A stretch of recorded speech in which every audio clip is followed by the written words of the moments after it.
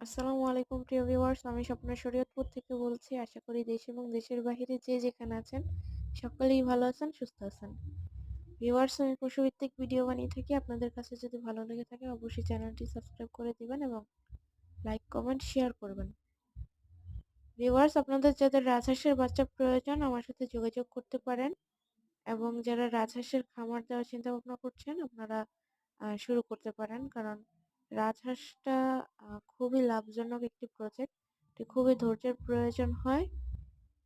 এই রাজহাঁসের সেক্টর হচ্ছে আপনার অনেক ধৈর্য ধরে, অনেক যত্নশীলের সাথে তাহলে হচ্ছে খামারটা পরিচালনা করলে আপনার ভালো একটি ফলাফল আপনারা আশা করতে পারেন। এবং দেখা গেছে যে রাজহাঁস যেহেতু শীতকালীন মানে সিজনে বাচ্চা দিয়ে থাকে, সেক্ষেত্রে আপনারা ছোট বাচ্চা দিয়ে শুরু করতে পারেন এবং এই ছোট বাচ্চা দিয়ে আপনারা মোটামুটি ভালো একটি খামার পরিচালনা করে তারপর বড় একটা প্রফিট আশা করা যায়। আপনারা যদি বাঁচিয়ে রাখতে পারেন এবং যত্ন করতে পারেন।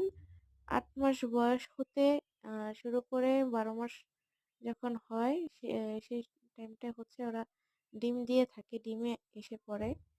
অর্থাৎ শীতকালীন সময়, অর্থাৎ যে সিজনটা শীতের সিজনে রাজহাঁস ডিম দিয়ে থাকে এবং এটি বছরে একবারই ডিম দেয়। একবার বলতে সিজনে একবার বলতে একবার বাচ্চা দেওয়ার পর আবার দ্বিতীয়বার ডিম পাড়ে, আবার তৃতীয়বার ডিম পাড়ে, এভাবে বাচ্চা উঠায়।